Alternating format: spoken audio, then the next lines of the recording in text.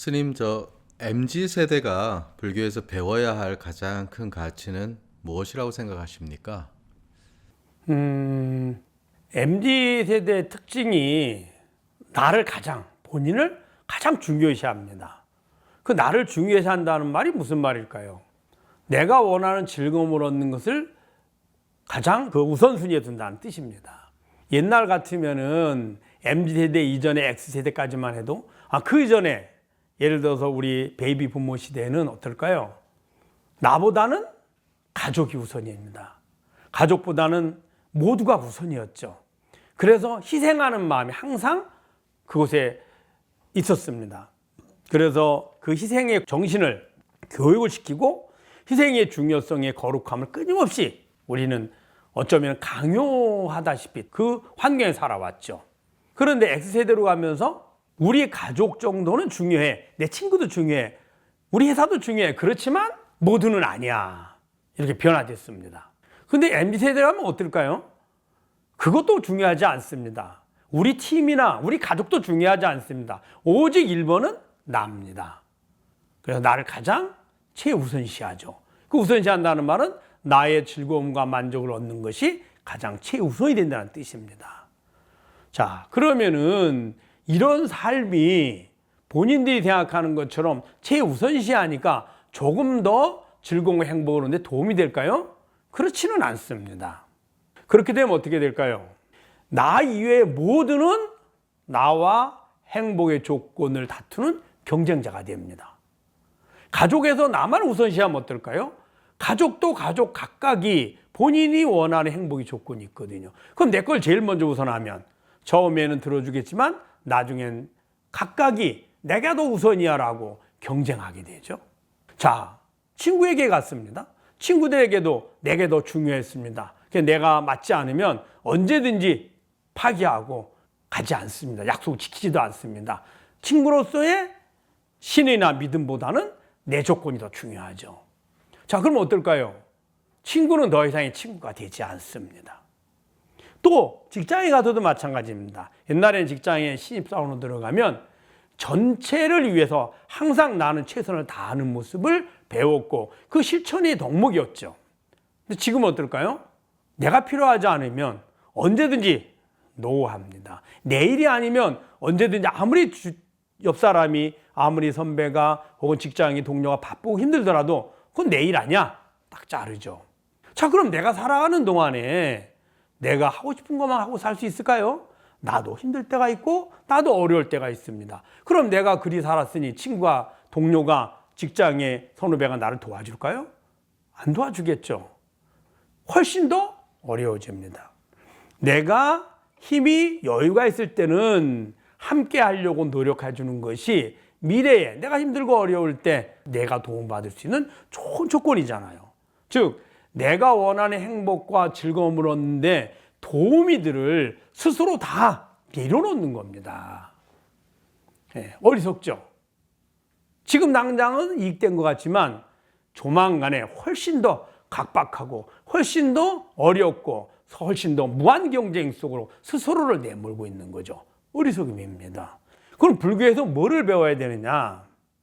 불교의 핵심은 그겁니다. 행복을 얻는 방법은 두 가지가 있습니다. 하나는 내가 원하는 즉 즐거움과 만족을 준다고 여겨지는 대상을 구하는 방식입니다. 이것이 중생들이 구하는 방식이거든요. 행복을 얻는 방식입니다.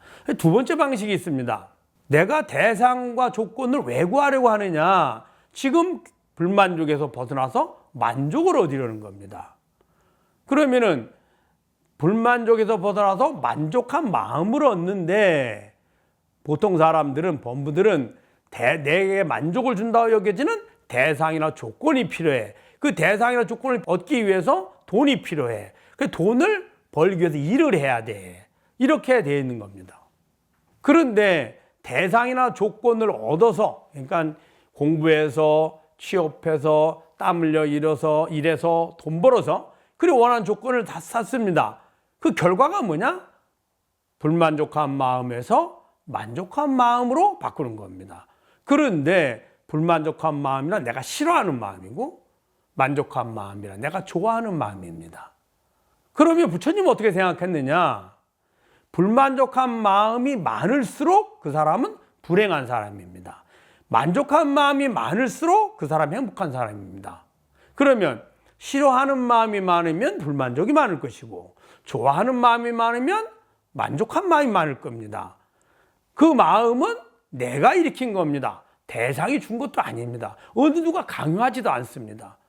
그러면은 내가 매 순간 좋아하는 마음만 일으키면 될 일을 그 좋아하는 마음을 일으키지 못해서 싫어하는 마음이 됐고 싫어하는 마음을 좋아하는 마음을 만들기 위해서 돈이 필요하고 일이 필요하고 조건들이 필요했던 거죠.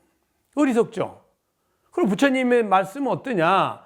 네가 가지고 있는 싫어하는 마음을 좋아하는 마음으로 바꾸는 연습을 해라. 그거 하나만 하면 거기에 필요한 돈도 필요하지 않고 그것을 벌기 위해서 일을 하지 않아야 되고 또 그걸 얻기 위해 대상도 필요하지 않습니다.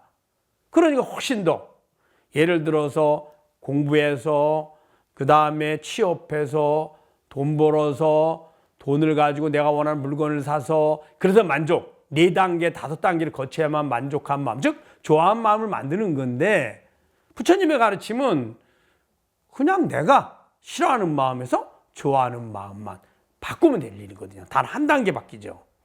그것도 내 혼자 할 수 있습니다. 어떤 조건도 필요하지 않습니다. 제일 쉽고 빠르고 안전한 길이죠.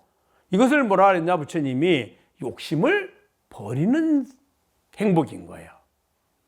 그런데 욕심을 버리는 행복을 하는데 우리는 이제껏 욕심을 구하는 행복이라 여기서 오래오래 살았거든요. 쉽지가 않습니다. 그러면 그것을 실천하는 제일 좋은 방법이 뭐냐? 선행하는 겁니다. 내 주변의 사람들을 도와주는 겁니다. 내가 말할 때마다 그들이 행복하길 바라고 내가 생각할 때마다 그들에게 행복을 주려는 마음을 내고 내가 행동할 때마다 그 마음을 실천할 때마다 행복을 주려는 행위라는 겁니다. 그러면은 나는 이미 대상이나 조건을 구하는 것이 아니라 마음부터 이미 행복으로 가득 차 있거든요. 이것이 부처님의 가르침의 모습입니다. 즉 홀로 나를 우선시해서 내가 원하는 조건이나 대상을 구하는 걸 최우선으로 삼는 것은 가장 어리석은 사람입니다. 그거보다는 대상을 구하되 이왕이면 주위를 도와줘서 함께 그들도 나를 도와주는 서로가 서로를 도울 수 있는 상생할 수 있는 삶이 훨씬 더 지혜로운 사람이고요.